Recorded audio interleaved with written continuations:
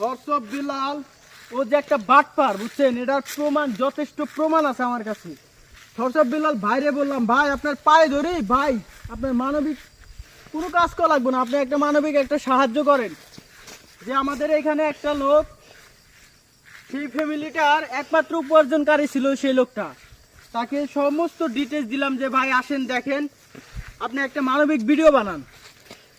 তার 2টা kidney damage, ওই পরিবারের একমাত্র উপার্জনকারী হচ্ছে সে ব্যক্তিরা, তার 2টা কিডনি ড্যামেজ। এবং কি তাকে বিশেষভাবে অনুরোধ করলাম, ভাই আসেন আইসে একটা ভিডিও বানান। সে এখানে আসবে না, সে সে মোট কথা এখানে আসবে না। কেন আসবে না জানেন? এইখানে আসলে তার ভিউ ব্যবসা হবে না, তার পকেটে টাকা ঢুকবে না। তখনই বুঝলাম যেখানে ওর ব্যবসা হয়, যেখানে ওর বিজনেস হয়, ওইখানেই ও যায়।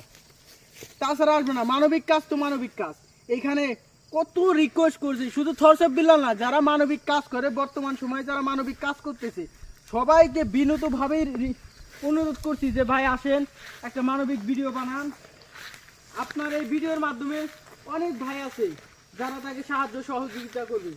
তার যে লোকটাকে নিয়ে আমি কথা বলছি, থরসব বিল্লালকে নিয়ে, বিল্লালের সাথে, সেই লোকটা হচ্ছে যে 2টা কিডনি ড্যামেজ, সে হচ্ছে আবার আনসার সদস্য, তার পরিবারের একমাত্র উপার্জনকারী হচ্ছে সে।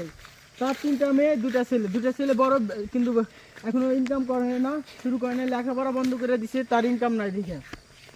এবং মাইয়া 3টা মাইয়া বিয়ে দেওয়ার মতো, 2টা হয়েছে, একটা ছোট। একদম অবস্থাটা একদমই করুন।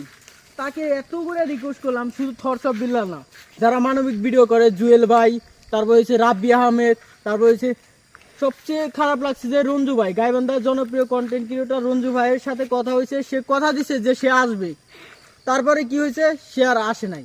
সে কয় এত দূর যাইতে পারবো না। আরে ভাই আমরা দূর, আসেন না, মানবিক কাজ করবো, আপনাদেরকে আমরা সম্মান করবো না? আপনাদেরকে যথেষ্ট পরিমাণ আপনাদেরকে আমরা কেয়ার করতাম, কিন্তু তারা যে আমাদের সাথে প্রতারণা করছে। থরসব বেলাল, এর মধ্যে আমি এটাই বুঝলাম যে থরসব বেলাল একটা বাটপার। সে নিজের স্বার্থ ছাড়া কিছুই বোঝে না, যেখানে ভিউ ব্যবসা হয় সেখানেই সে এই কাজগুলা করে। আসসালামু আলাইকুম।